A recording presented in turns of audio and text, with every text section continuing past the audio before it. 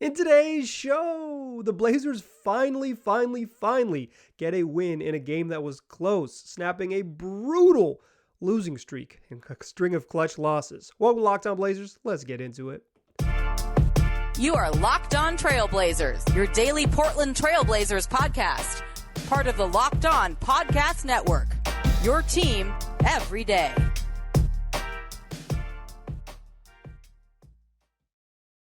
What up, world? It's your past first point guard and Trailblazers reporter, Mike Richmond. You are listening to another episode of Locked On Blazers, part of the Locked On Podcast Network, available wherever you get podcasts and also on YouTube. Thanks for making the show your first listen every day. It's free on all platforms, 5 days a week, coming at you Monday through Friday. So start your weekdays with it. Make it your very first listen and tell your friends to do the same. It's Locked On Blazers, your team every day. In today's show, we're going to talk about the Blazers ending what was a brutal streak. Nine consecutive losses in games that are clutch, as defined by the NBA. Well, they finally got a clutch win, beating the Hawks. We will talk about that one in today's episode. I want to talk about just the streak of clutch losses, how long it's been, and kind of whether I think this is them turning the corner and how they did it down the stretch in this game. It was kind of a bizarre game, certainly by box score standards, a very weird one. And then I want to answer the question, what should the Blazers do? We're heading into, we're a week out basically from, or approaching a week out from the trade deadline. And I've been inundated with a bunch of questions about trades. I've been inundated with a bunch of fake trades in my inbox. I asked for them, so thanks for sending me those. And I am struck by a question. What should they do? That's what we'll talk about to answer the show. What should they do? And I think this game is even worth exploring in that same question. But first, let's do what we do here. Fastest recap in the West. Blazers win 129-125. They led 31-23 after one. Portland led by 10 in the first quarter, but basically this game was single digits for the entire night. Portland couldn't quite pull away, but Atlanta could never fully crack the code. Blazers up 31-23 after one. They led 64-60 at the break. Damian Lillard, 22 points at halftime. It was clear early on he was going to go get it, and he went and scored his points. Portland also just 2 turnovers in the first half. A very clean half. They shot the ball well, and they found themselves in the lead against a Trae Youngless Atlanta Hawks team. And they held on to the lead through the third quarter. Still never gave it back. Led 99-92, could actually have been a little bigger, but 99-92 after 3. And in the fourth quarter, again, they didn't ever truly pull away and build that 15-18 point lead and say, okay, if we play 3 good minutes, we're definitely going to win. Instead, they just stiff-armed. They just Heisman Trophied the Hawks for 40 minutes. In the final 8 minutes, the Hawks made their push, finally tying the game with a minute to go in this one on 2 DeJounte Murray free throws, tied the game at 119 with 106 left. And you know what Damian Lillard did? He got right to the cup. He came down quickly, saw with the team on the floor they had, with the Blazers offense on the floor they had, totally spread out, the paint's open, and he made sure to get to the rack immediately. Easy layup. Blazers go back up by 2. Portland comes the other way. DeJounte Murray again drives, again draws a foul. Chauncey Billups decides to challenge it. It was probably the right call to challenge it, but it's pretty obvious, like on the first replay, that Dame grabbed him on the hand, lose the challenge. DeJounte Murray back at the free throw line, back making both free throws, game tied again. And Damian Lillard does the same thing. Floor spread, paint open, starts to turn on the gas with just a clock ticking under 40 seconds. Just absolutely is going to get to the rim again. The Hawks start to realize it as he turns on the gas. He kind of turns the corner, gets his shoulder square. Nobody can stay in front of him. He's been fantastic in this game. Hasn't even been super aggressive looking for his own shot, but has been really efficient, scoring to this point and literally just tied the game on an uncontested layup or an easy layup the previous trip down the floor. The Hawks defense pulls in. Damian Lillard sees the help coming, flips to Anthony Simons on the right wing. He steps into one with 34 seconds left. Cash. And the Blazers go up 3, and the Hawks have a chance. They set up a 3-point attempt curling towards the top of the key for Bogdanovic, and Bogey got a clean look at it and got fouled by Gary Payton II. Both got a pretty good look and got fouled. A makeable attempt that you also get hit on the arm is not the ideal defensive play, but Bogey steps to the line, clangs the first, makes the second, clangs the third. The Blazers make their free throws down the stretch, and with a chance to tie the game, Bogey just cuts it to a 2-point game. Portland makes their free throws down the stretch. Jeremy Grant, Josh Hart, Damian Lillard all make their free throws, and Portland holds on 129-125. That's your fastest recap in the West. Damian Lillard finished with 40 points on 13 of 26 shooting. 42. I just read DeJounte Murray's line for Damian Lillard. My bad, dog.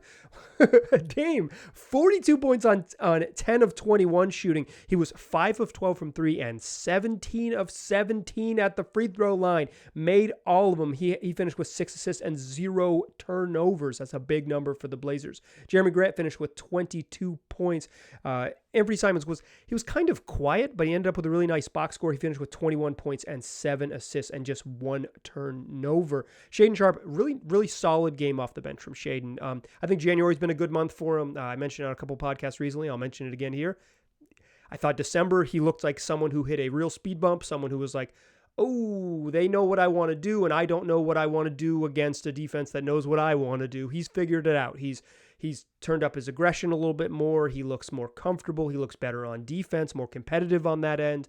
And he looks better on offense. Like he still had some, he still has some plays where he's like, could make it easier on himself, but he's spectacular. He threw down 2 lob dunks and missed a third one where Gary Payton threw it to him on the break, and it was intentionally a bad pass, like below his waistline. So he had to reach down and get it and do a windmill live. It was about to be like one of those you see it forever type of dunks. It was like a you see it forever type of dunk. I'll leave it at that. Like it was going to be on a highlight reels for a very, very long time. He just missed it because it was like an intentionally terrible pass. He finished, like I said, 10 points, 4 boards, and an assist off the bench. Nazir Little came in, made his threes, finished with 6. Drew Eubanks finished with 3 points, played 21 minutes, 3 points, 3 boards, 21 minutes. He actually played down the stretch, and Yusuf Nurkic did not. Yusuf Nurkic and Josh Hart returned to the lineup in this game. Nurk finished with 12 points and 5 boards in 26 minutes. Josh Hart played 34 minutes and finished with 9 points, 12 boards, and 5 assists. A very Josh Hardy type game, 0 for 2 from 3, 4 of 4 inside the arc. On the other side, DeJounte Murray, 40. Bogdan Bogdanovic had 23 off the bench. And really where this game was, why the Hawks were in this game, because the Blazers shot the dang lights out. 19 of 40 from 3, like 48% from 3, 47 and some change percent from 3, 47.5% from 3. You shoot 48% from 3, you make half your 3-pointers, and you take 40 of them, you make 19 threes in a game. They turn the ball over just 8 times. You're going to win. Unless you get crushed on the glass. The Blazers had 3 total offensive rebounds and just 3 second chance points. The Atlanta Hawks had 17 offensive boards. 17 offensive boards leading to 21 second chance points. Like they had more opportunities. Some of them are just like Clint Capella misses the first tip in, misses the second tip in, ball springs back out. Those are 2 offensive rebounds and no second chance points. But plus 14 on the offensive glass. The Hawks took 15 more shots. They finished with 94 field goal attempts compared to just 79 for the Blazers. And usually you make that up at the free throw line. So it's like, people can get caught up in the field goal disparity, but maybe shooting possessions is the best way to measure that. Well, the Hawks shot more free throws too. 3 more free throws. 18 more shooting possessions than the Blazers. 18 more shooting possessions. That is 18 more shots at the rim that could lead to points, 1, 2, or 3 points. 18 more, and you lose. It's brutal. That is so brutal for the Hawks, who didn't shoot poorly, didn't shoot great from 2, but they're not a high 3 team. They ended up making 13 threes on 30 attempts. Like They were without Trae Young in this game, and I think down the stretch they missed him a little bit, but the offense wasn't really the problem. DeJounte Murray got fouled and got where they wanted to go. It's just at the end of the game, Bogey's taking a 3 and not Trae Young taking off the dribble 3. Although Bogey taking a catch and shoot 3 where he gets fouled is a pretty good look. Like, I don't think the Hawks were, I don't think in the final minute, like after the game was tied with a minute 6 left in the final 66 seconds. I don't think, that it wasn't like the Hawks desperately missed Trae Young in the final, like when the game was in the balance. It's like the first 47 minutes where they would have been better with Trae.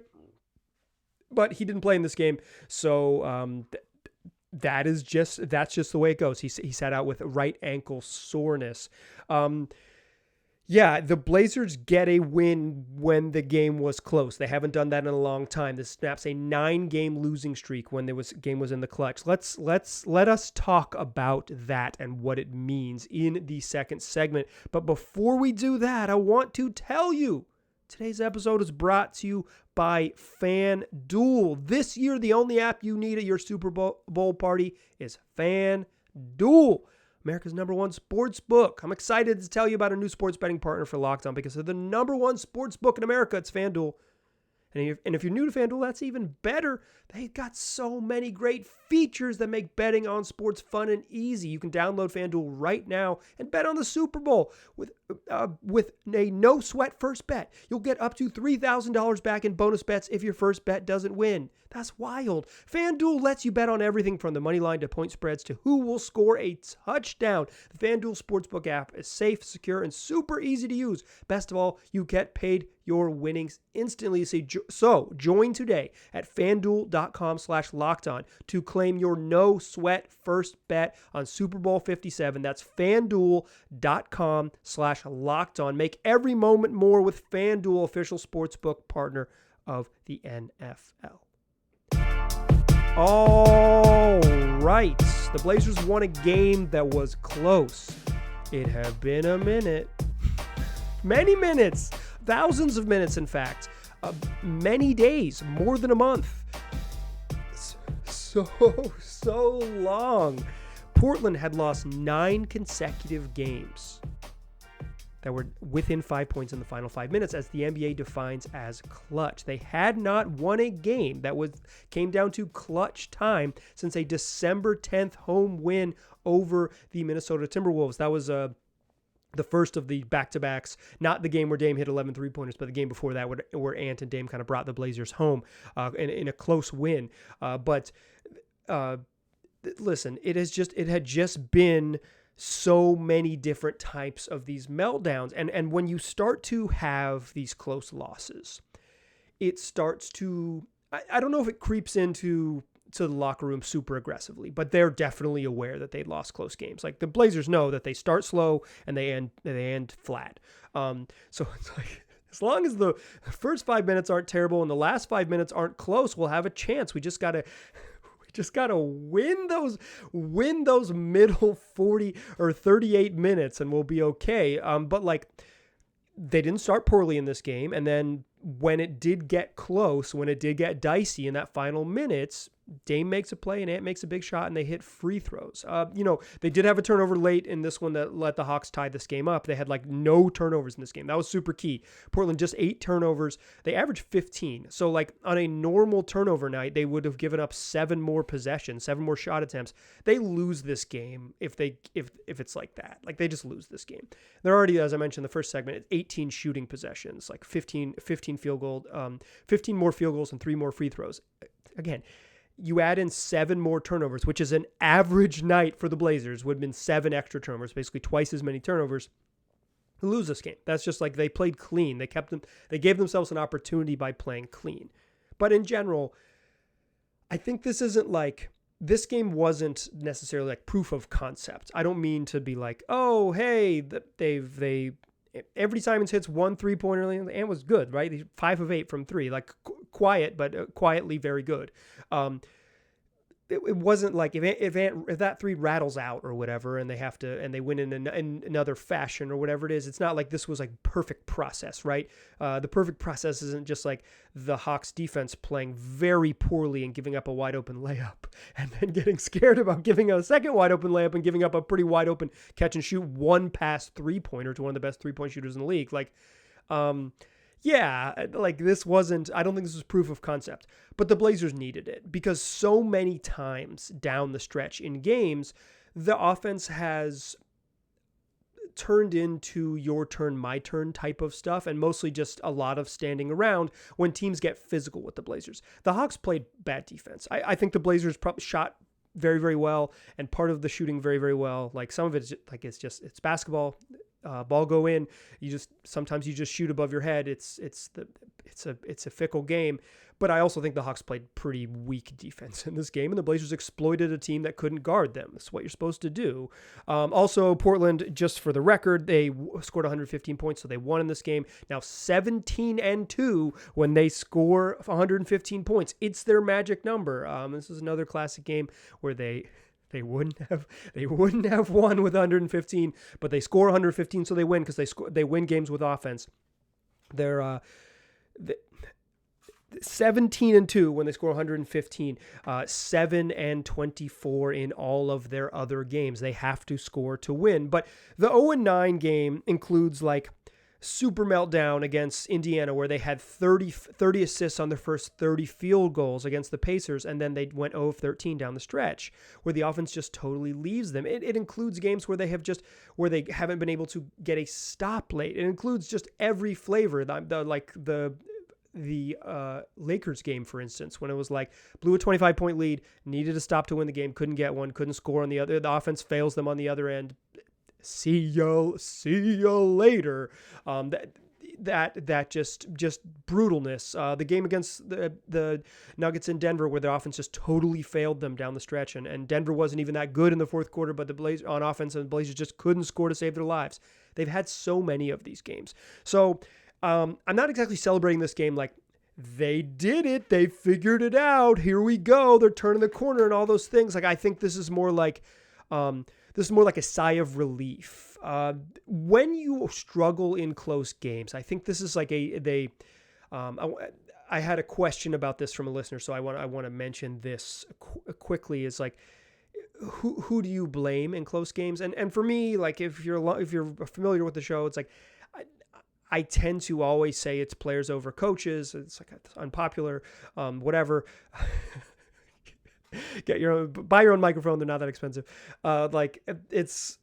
It's typically it's the deliberate nature of how the Blazers want to play that has doomed them in close games. And I think one of the things they did well in this game is that they didn't let themselves get into deliberate situations. Some of it was that, like, it was tied, we need to go score, and so Damian Lillard put his head down. But instead of saying, like, let's get a good shot, I'm gonna get a screen, and the Hawks had played really aggressive defense early in this game. Instead of it was like, I'm gonna get the screen, I'm gonna accept a double team, I'm gonna get the ball to Drew Eubanks in the middle, who's on the floor, and he's gonna make the right play, and we're gonna work this offense and try to get like a good shot the right way. Damian Lillard didn't do that. He did sort of the opposite of some of what his other deliberateness portends, like some of what it leads to. Instead of being slow and deliberate, he was fast and deliberate. He said, "These dudes can't guard me. Like if I get my shoulders past him, I know I can get to the rack." Like he had been really good, and he got himself all the way to the rim and scored. And then because the Hawks were so scared, again, the Blazers going quick in a tie game.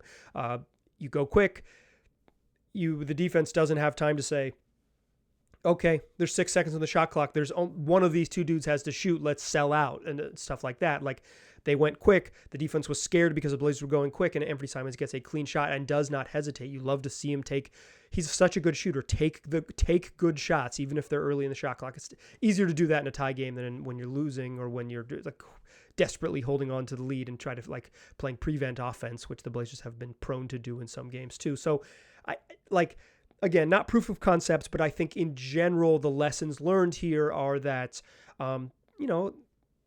the Hawks gave the ball to their best player tonight, DeJounte Murray, no Trey, but like best player tonight. They gave the ball to their best player on the court. They said, go get a bucket. And both times he drove and earned fouls against Damian Lillard. Like, it wasn't like Portland was locking them up. On the third trip down the floor, it was 3 straight fouls by the Blazers. Bogey just missed the free throws. It wasn't like they're locking them up. The lesson learned here is lean on what you're good at. Damian Lillard scaring teams is what you're good at. That's what they did to win this game. It's not always going to work, but after so many games of the offense wilting down the stretch, just let him go. No screen, no nothing. Let him go is the trick. Like, this is kind of something we've talked about a bunch on the show, or I've talked about a bunch, and you've listened to me talk about it a bunch if you're a regular listener, is like, there is a balance between running stuff, which is Chauncey's preference. He's a run stuff kind of coach. And Damian Lillard's preference, which is just like, let me cook. I like late in games, let him cook. That can lead to isolation, stagnant nonsense. It can lead to all of the mistakes, but if you move quickly, you avoid some of that nonsense. Okay, I am struck by the Blazers' position. And after Dame scores 42, Ant scores 21, and Jeremy Grant scores 22, and you get 85 points from these three dudes, I am left with a question for the 24 and 26 Portland Trailblazers. What should they do? What should they do as they head into the trade deadline? What should they do? I've shared what I think I want them to do, although it's like not a reasonable take. Let's talk about what they should do, because quite frankly, I don't know. Let me share you come with me to the third segment. I will share my confusion. Still a pass first point guard. I'm still Mike Richmond. You are still listening to Locked On Blazers. Okay, on a show last week, I talked about how when Dame scores 60, and I said on the show, like I did it was like 3 minutes. It wasn't even a whole segment. It was kind of just like, when I watched how good Dame is, part of me is just like, Portland should be irresponsible and cash in all their draft picks and just absolutely chase it down, because Dame's so darn good, and he deserves for the team to be irresponsible in the near term, and screw the future sort of responsibility of team building, the like right way to build a team. But that's like not realistic. That's just like kind of just like I was just speaking from, not even hyperbolic. Like I was very candidly just saying, like, when I watch him, that's what I want. Those are my wants. But like, wants aren't shoulds. Shoulds are very different. Part of the problem with my wants, like you want the Blazers to be irresponsible, is like, what star is available? What like true like all NBA level talent could you even, unprotect your pick from the Bulls and trade a bunch of future picks and like truly be like irresponsible? Pascal Siakam? Is a Pascal Siakam and Dame pairing, assuming that you lose probably Ant and Shaedon Sharpe somewhere along the way? You might not lose them both, but let's assume you do for this stupid hypothetical. It's like, is gutting the depth of this team and the youth of this team to get Pascal Siakam the thing that gets them to a championship? Heck no. I think Pascal Siakam's great. Like, I think he's great. I think he's a really fantastic basketball player, but he's not that tier that you cash it all in type of star that where you're like, hey, this dude alone, him plus Dame means you're a Western Conference finalist type of team, or this dude plus Jeremy Grant plus Dame means you are in the Western Conference Finals in an open West, and you could have a puncher's chance to win the championship. Like that player just isn't on the market. The Anthony Davis and Kevin Durant smoke died after 2 games into the regular season. It just that isn't realistic. So, that sort of part of me, that Michael that wanted them to be irresponsible, it's like, it doesn't even make sense. They can't be irresponsible now. They need the time to be irresponsible is probably a more responsible time to be irresponsible is in July, more reasonable time to be irresponsible is in July, when if they make the playoffs and send their pick to the Bulls, their pick conveys to the Bulls, then they'll have their future picks to trade, and it's the summertime, and it's easier to make those big splash trades, and teams will be reconfiguring and all that, right? Like the timeline will just make sense. Something I mentioned on previous episodes, but maybe didn't hit in my sort of what I want them to do plea of last week's show. But that isn't where I'm at today. Where I'm at today is like, what should they do? To close yesterday's show, I talked a little bit about Yusuf Nurkic and Josh Hart and their sort of trade market, and I mentioned that I'm having a hard time finding a suitor for, like a single suitor for Yusuf Nurkic. It's just like, what team wants him? I'm having trouble seeing through seeing the forest for the trees, or seeing, I guess, the trees for the forest in this sense. But like,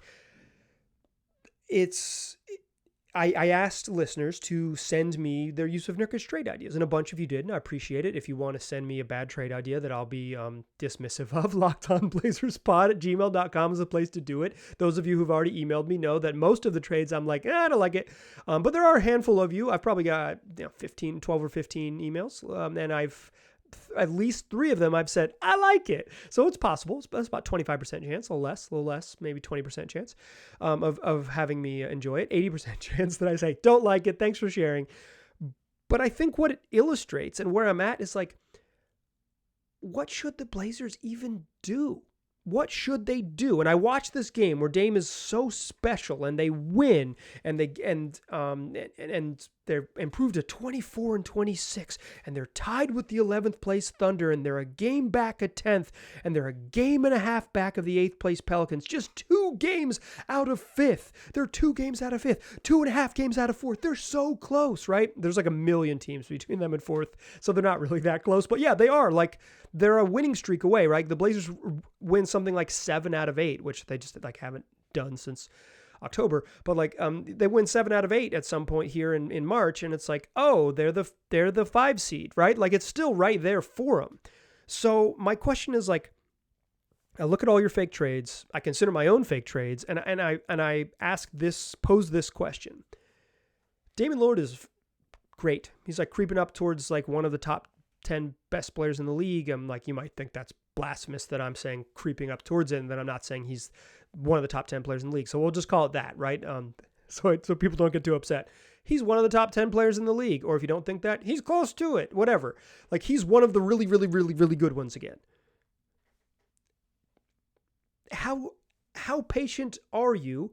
Because you can't get a game-changing prospect, game-changing player right now. But if you are shopping Josh Hart and you are shopping Yusuf Nurkic, and I think like Nurk not playing down the stretch in this game, even if he's still dealing with that calf injury, it's like you kind of like, this isn't the first game in the last handful that they've gone another direction with, sitting Nurk down the stretch. Yeah, like they're clearly comfortable without Nurk there. And there's been some reporting that suggests that the Blazers are very, very much open to trading Nurk. I talked about it in yesterday's show.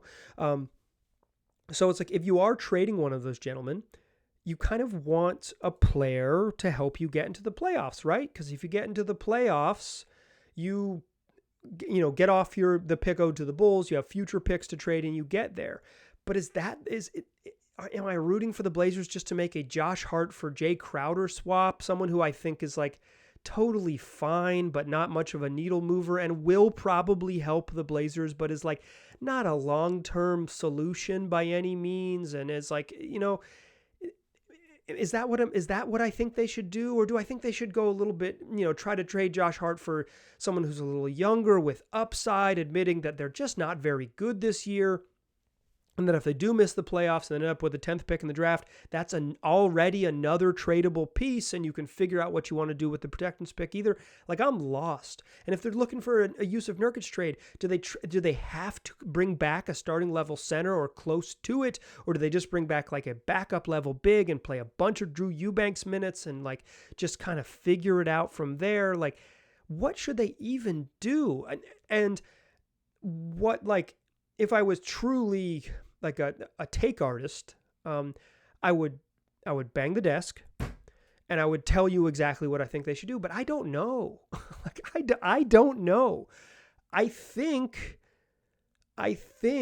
because Dame is good and you want to be good with him and he's very much desires to win, that you try to, make some trades that allow you to get into the playoffs. And you certainly don't head the other direction where you trade for like a young person that's going to be good in 2 years. Like, you need someone who's good immediately.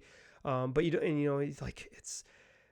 I think you go for it. But even if they go for it, if they make a go for it type trade, they're 12th right now. There's no guarantee they even make the play in.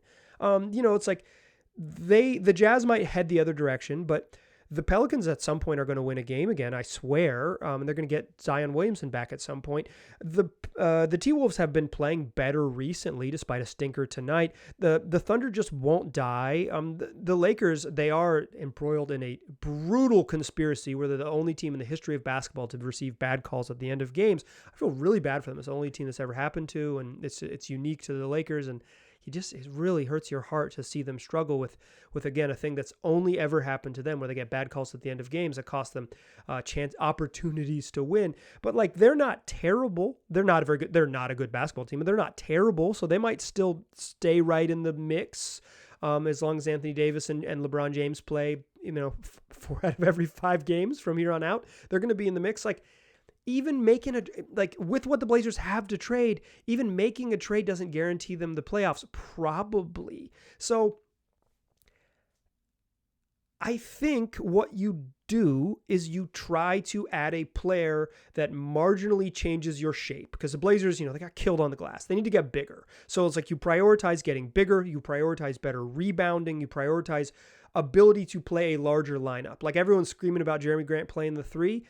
They don't even really have a dude who can come in and play 4 on the roster right now. So what if they had someone who could what if they really had a real deal Holyfield NBA power forward on the roster who wasn't Jeremy Grant, and they could just play him there and they could actually play a big lineup? Like what if that's the direction they went? Like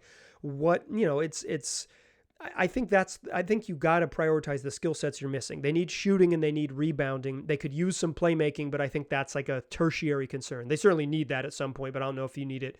I don't know if you prioritize that over the first 2. Rebounding and shooting are probably more important. So I think you try to upgrade those skill sets, and if they work in the near term, that's what you prioritize. But it's probably unlikely that they're able to make the big swing. Like they're not going to be the players for the biggest. Seems unlikely just based on the reporting that they're still even in the OG Anunoby mix based on what they have to offer.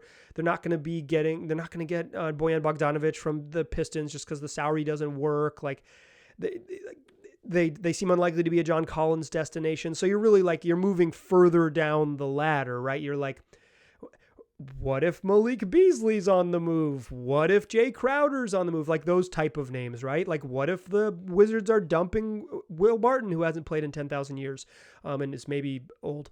That's the tier of player that the Blazers have assets to easily acquire. So you want to protect. You don't want to trade too many second round picks so you don't have future sweeteners to add.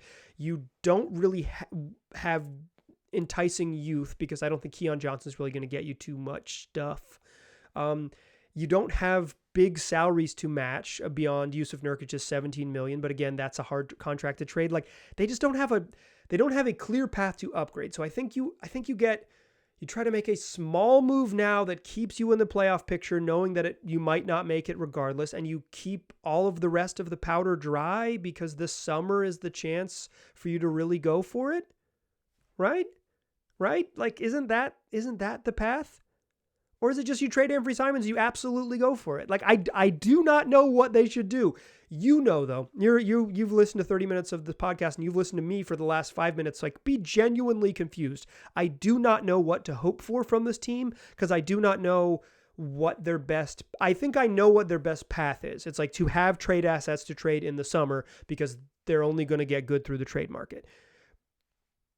But even then, what am I rooting for over the next, 9 days, 10 days, 10 days I'm recording this, 9 days if you listen to it, over the next 9 days, what should they do? Email me, lockedonblazerspod@gmail.com. Tell me what they should do. You don't even have to give me a fake trade. Just tell me what they should do, theoretical path forward. Thanks for listening to today's show. We'll do more of the rest of this week, 5 days a week. Wherever you get podcasts, Monday through Friday. It's also on YouTube. Tell your friends, make it your first listen. Come back for more. I appreciate you listening. I'll talk to you soon.